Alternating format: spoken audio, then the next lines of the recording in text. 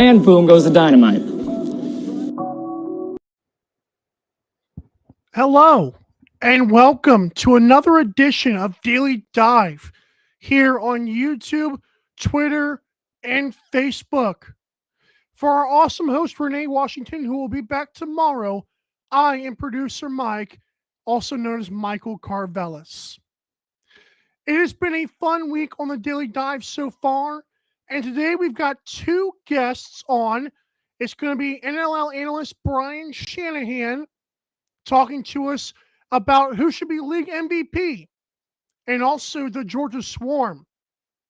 And we'll talk to AJ Kanell. You may know him from Pac-12 Sports Broadcasting, but also from his Desert Dogs games this season. We'll talk to him about all things Las Vegas lacrosse. Cannot wait to get into today's show.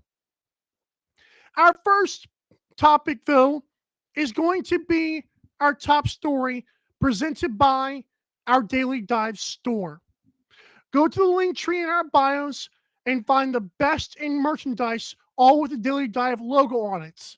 You don't want to miss your chance to support the show while we're cheap and not in high demand. So go to the link tree in our bios, click the Daily Dive store, and you can bundle up or just get a t-shirt, whatever it is, and support the only Monday through Friday live lacrosse talk show. Our top story is, should the PLL and NLL coexist? Or should they partner? Not sure how to term this correctly without getting all the information in one spot, okay?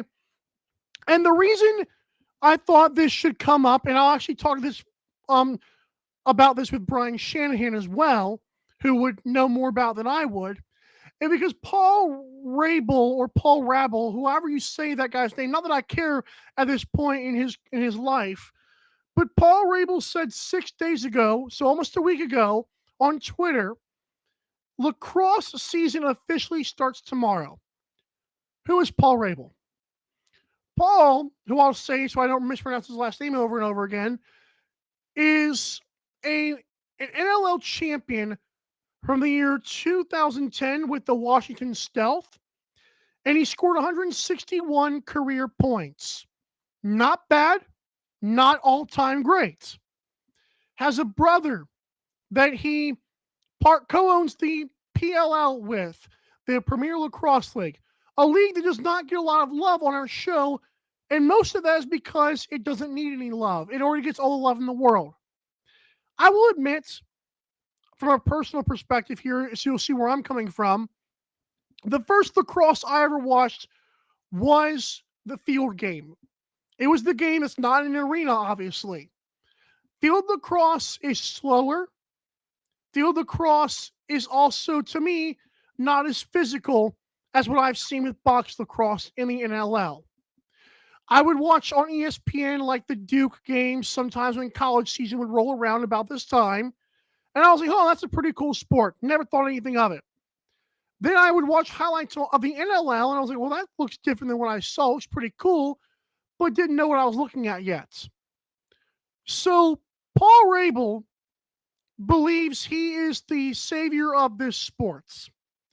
This sport that has been trying to gain recognition as a premier sport for decades. For absolute decades. It's the oldest North American sport, and it's a fun game to watch. I'm sure it's an even more fun game to play. But it is interesting that Paul Rabel takes credit for this stuff. He believes that something was just missing from lacrosse, and so he formed the PLL. And he's missing the NLL so much, by the way. Their championship series, which I believe is February 22nd through the 25th, is going to be 4 teams with a shorter field and a 30-second shot clock. Well, wait. You mean to tell me this guy who views his product as superior has now made a faster version and a smaller version, which, oh, by the way, almost mimics the NLL? Very interesting. I thought that was hysterical to read. Like they were promoting it as their pinned tweet at Premier Lacrosse. And so they are very proud of what they're trying to accomplish. And yeah, it's going to get more eyeballs. It's on ESPN, not just ESPN Plus. Okay, people watch ESPN Plus to see the Tom Brady documentary, to see the Jordan documentary, to see 30 for 30. You realize how far you have to scroll down and over to just see lacrosse in general, much not less the National Lacrosse League? So now the question becomes, because there's this ongoing, discussion of, because the players play in both sports, like Jeff Teat. I was having a conversation the other day with somebody, and they were telling me that Jeff Teat makes about 30,000, 40,000 bucks in the NLL, then the same thing in the PLL, or maybe a little bit more. Probably makes a bunch of money on sponsors, make about 120 grand a year, right? Good living, not a great living. But obviously he's playing the other sport because it makes him more money. It's like double his salary, okay? Because you're playing both. And they're two very different games.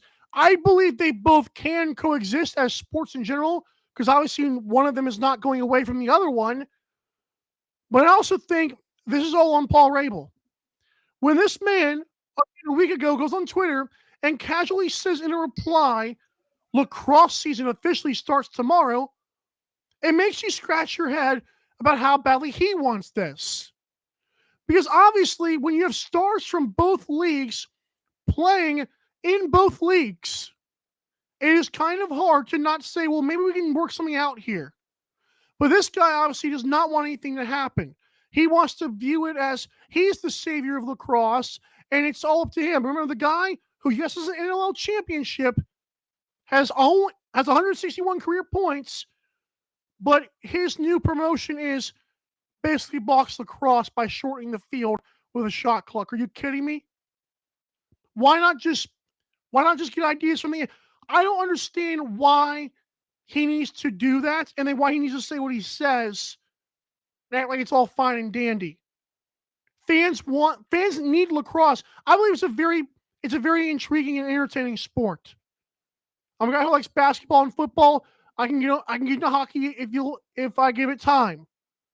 Lacrosse is awesome, and this guy's going to hold it back. That's my thoughts on that, and I try to give you my perspective on that. That's my thoughts on if it should coexist or not.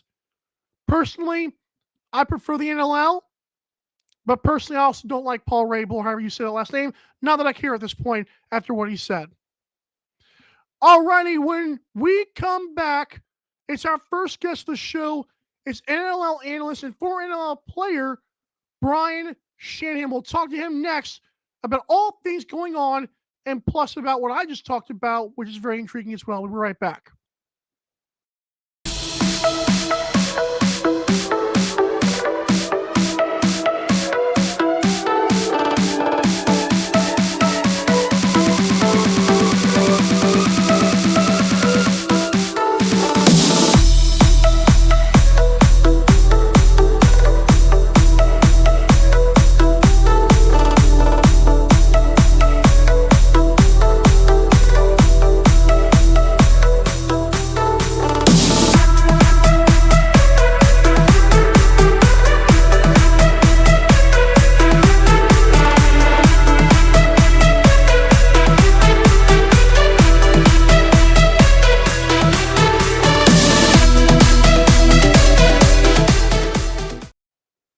And welcome back to Daily Dive. It is time for our big guest presented by Fanatics. I am joined by Brian Shanahan, a very well-known name in the NLL. Welcome to the show, Brian. Thank you so much for taking time to come on the show today. Oh, thank you very much, Mike. I appreciate it. Good to be here. Absolutely. Now, okay, I want to clarify something because I've noticed. Did you play one season in the NLL? Or was it more? I played one season in the NLL. I was actually 37 years old. I was a 37-year-old rookie in the NLL. So by the time the NLL came up to Canada, I was probably beyond my best years. But yeah, I played one season for the Ontario Raiders. I was actually on the practice roster for the Toronto Rock their first year, but that's when I started broadcasting. I could read between the lines, so I got the broadcasting gig that year. And I've been doing it for, I think this is my 25th year doing broadcasting. So That's I 25. enjoyed my 1 year for the NLL. I played for the legendary Les Bartley, great guy, and like many of my teammates from that year, I'm still good friends with. Many of them are coaches, very successful coaches in the NLL now. But yeah, I played many years in the Canadian leagues. I won 5-man cups previous to them. But Ooh. I'm still grateful that I got to play 1 year in the NLL. And yeah, probably one of the oldest, probably was the oldest rookie to ever play in the NLL. So so that might be a distinction. But I love doing what I do. I love the broadcasting. I love being an analyst, and I still enjoy the game. And the talent now is better than it ever was. As with most sports now, happy 25th anniversary if this is year 25 doing it. And I think Thank there's you. some pride for a 37-year-old rookie. I think that's pretty cool. It's got to feel good. You're a premier athlete. So, Thank you. I want to get into this because, as you mentioned, you're an NLL analyst at this point, and we do have a lot of awesome talents in the league. And if the season ended, like week 10 was it, and we've seen what we've seen, don't know who's going to win the championship, obviously, but if week 10 was the end all be all this season, who would be the league MVP? Because there's quite a few names you can make an argument for. Yeah, you could. And generally, I stay away from goals for MVPs in the regular season. In the playoffs, if a guy deserves it, it's fine. But you probably could make an argument for a couple goalies even right now. But I might mention a few. But I'm going to go to the obvious choice for me right now is Dane Smith again. I mean, he's got 70 something points. He's about 20 points ahead of the next best, and he almost seems to do it quietly. Like somebody mentioned to me the other day, Dane Smith has scored like 10 points in each of the last 3 games, and you hardly even notice it when he puts up 10 points.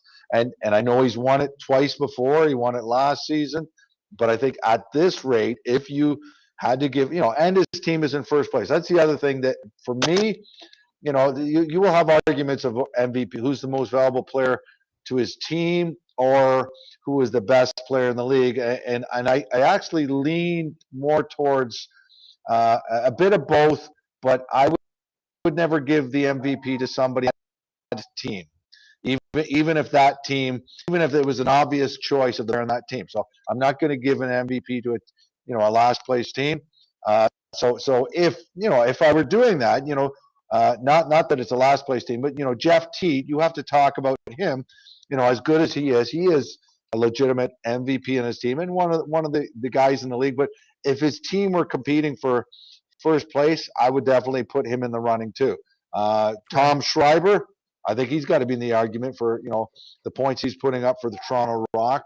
He's tremendous. 15 points. I think they gave him 14 points last weekend, and when they went through the tape, they realized it was 15 points. I think that tied the record for the most points for a Toronto Rock. Who actually and just for trivia say, I've been doing this long enough. I was there when Garrett Billings got his 15 points, which ties the record. So when Garrett Billings got his 15 points, what was so amazing on that was Toronto scored 15 goals.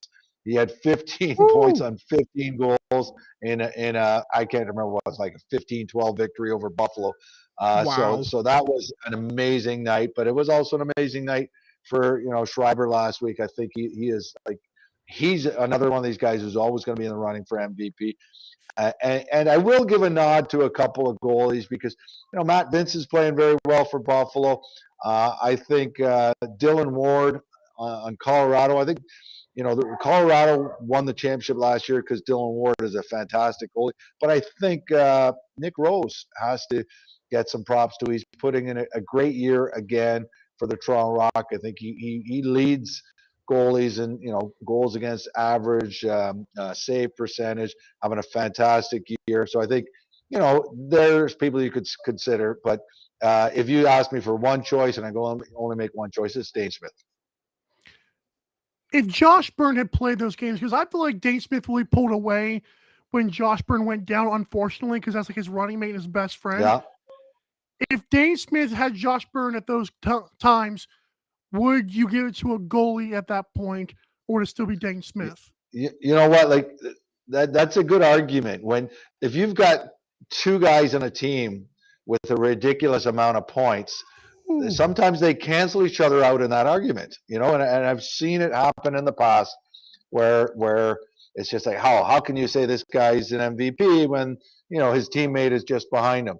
So you're right. That does open the door. And I think a lot of it is just, it doesn't always make sense. It might not be fair, but it's just the way we think. If you got two guys, I remember way back in the day when I played on the team with John Tavares and Troy he's Cordingley. pretty good. And yes, both pretty good players, and they both had over 100 points in the season. This was in the summer ball in Canada, and neither one of them won MVP because I think their team knew that they put either one of those names forward. Other people are going to argue, well, how can you give it to Cordingley if Tavares has the same amount of points and vice versa?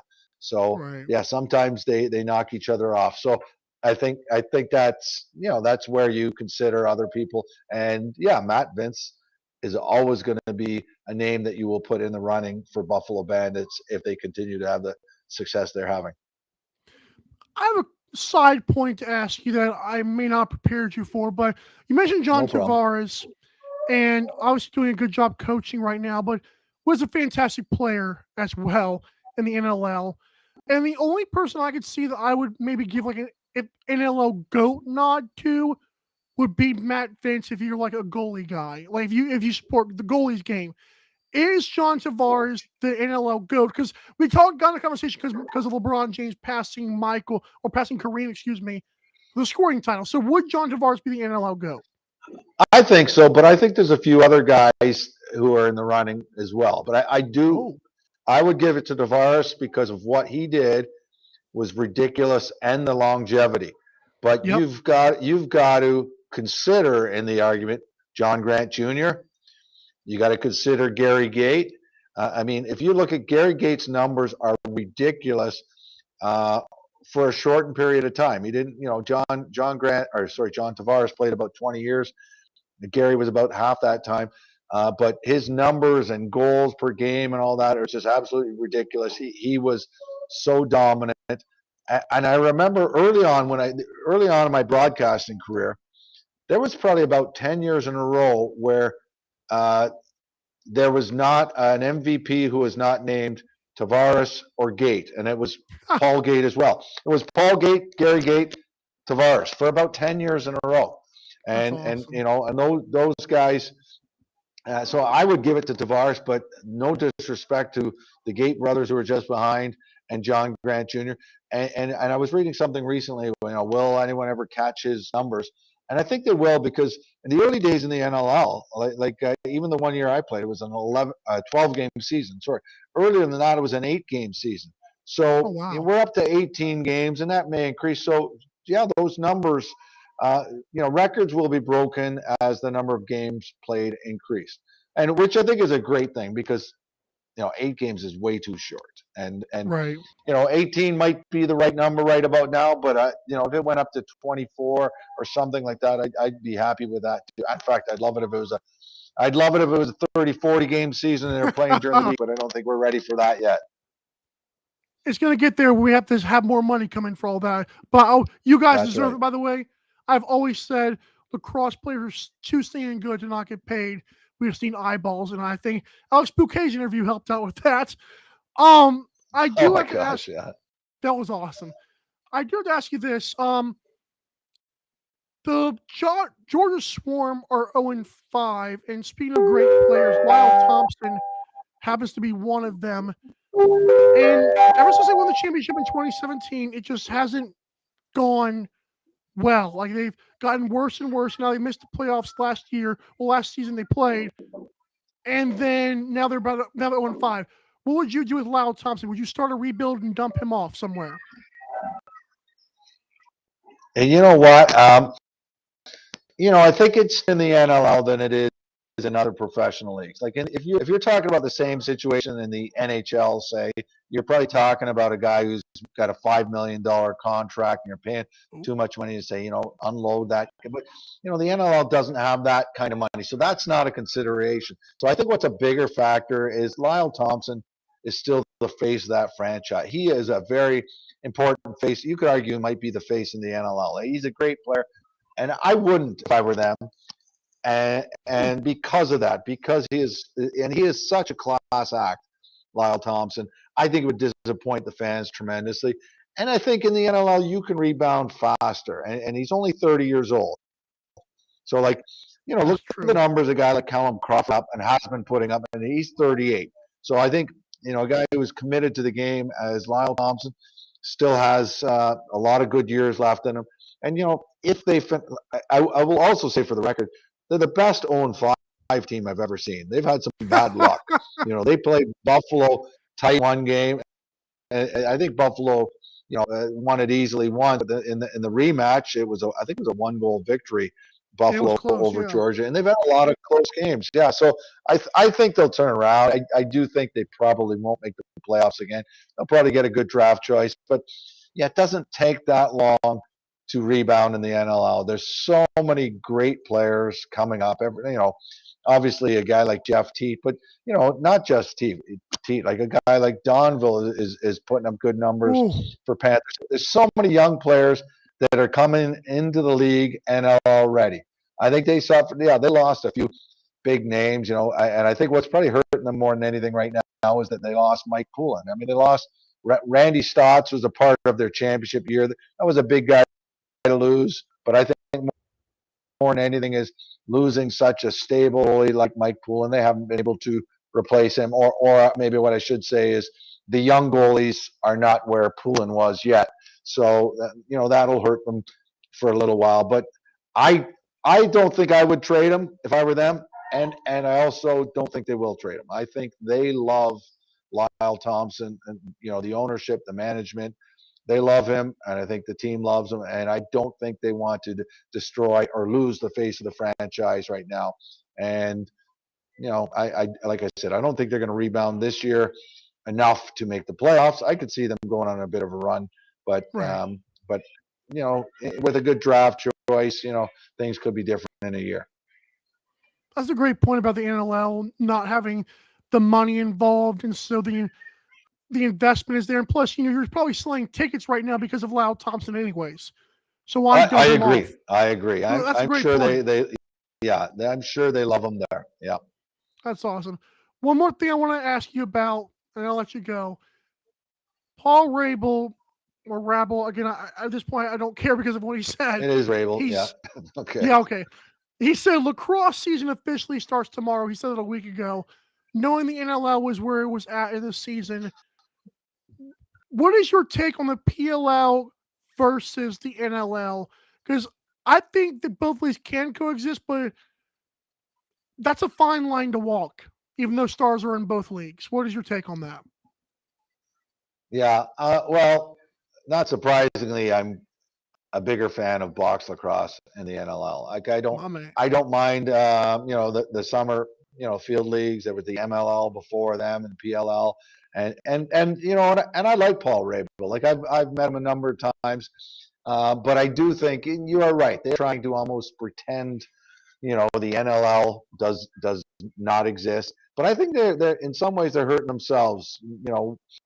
That Team Chaos that won the championship a couple of years ago, full of NLL guys, full of Canadian box lacrosse players, and the PLL starts so early. They've got so many stars missing games. Like I think that kind of looks bad on them. I don't think it has any kind of negative reflection on the NLL, but I think the PLL fans are going to say, why are many of our best players, they went from a championship team 2 years ago to a team that was very sparse for the first 4 games of the season last year. And I'm sure they're feeling like, what's going on? Why is this? So I think from their point of view, I think they'd be better off starting a little bit later. But I think both leagues are trying to handle their own business, without about what the other league is doing, and I think you will ever see them come together. And I don't think they're necessarily either one of them hate the other one, but I don't think you'll see them come together because they're too busy taking care of their own business. But personally, I love the NLL, I love box lacrosse better, And even when I do watch the PLL, usually it's just so I can watch the box lacrosse players I know and see how they're doing. And I love to see guys like Josh Byrne and Dane Smith Right. and many, many others excelling in that game. Because I do think generally it's easier for a box lacrosse star to transition to field lacrosse and star in that game than it is going the other way around. Although Tom Schreiber might be the exception. He's like the one field lacrosse guy who just stepped in, easily learned the box game, and that's why I think Tom Schreiber is such an impressive lacrosse player. And for him, I won't say box or field. I think he's just an impressive lacrosse player. And there's other guys who've done it, but I don't think I've seen anyone as smoothly go from a superstar to one league to a superstar in the other league from field to box. I've seen many times guys do it from box to field. I haven't seen from field to box too many times, at least not as quickly as Tom Schreiber's done it. I don't have the lacrosse knowledge you do, but I have noticed there are two different games, field and box. It is nice whenever a guy can change his pace and change his physicality at the drop of a dime. It shows how good he is at what he does. So, agree with that. Absolutely. Thank you so much for coming on the show. It has been awesome. You were great giving the insights, great giving the analysis there. And go on ilindoor.com and check out your work, obviously. I know I was checking out a few articles myself. And thank you again, Brian Shanahan. We will definitely have you on again. Thank you very much. It was a pleasure joining you. Have a good day. You too. Well, Brian Shanahan, everybody, bringing the awesome takes from the NLL and the PLL. It is so great hearing his take on the GOAT conversation as well, because I personally am not as well versed in this sport as I am others, but I love learning from the greats. And he obviously played with some of them and is a former NLLer himself. And albeit being a 37-year-old rookie is pretty awesome no matter which way you slice it. Because I'm 26 and maybe in 11 years I might be an NLL rookie. Who knows? But we're going to take one final break. We wanted to have AJ Kanell on the show. We're having some technical difficulties, though. But when we come back, we'll wrap it up regardless. Thanks for watching Daily Dive. We'll be right back.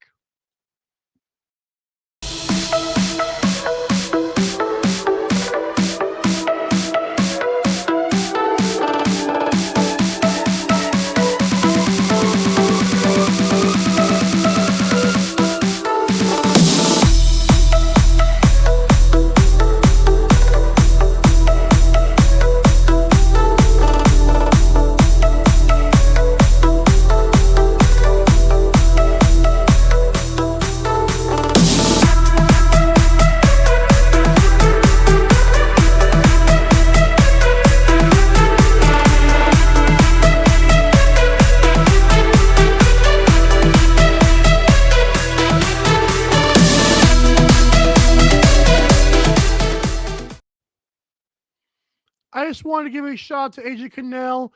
We have attempted to have him on the show before, but due to some scheduling conflicts in the past, it has not been able to work out. But we will have him on in the future. Love his work, what he does with the Desert Dogs, and of course the Pac-12 Network. Has a great broadcast voice. It has been awesome what they're doing down there in Las Vegas, or should I say out there in Las Vegas, because I'm in Georgia. Great insight on today's show from Brian Shanahan. We immensely appreciate him, and we appreciate you, the viewers, for tuning in to this show. For Renee Washington, who is back tomorrow, Brian Shanahan, our awesome guest, I am Michael Karvelis saying, have a great rest of your Thursday. We will see you tomorrow with another fantastic guest. This has been Daily Dive. We'll see you guys next time. Have a good one. Bye.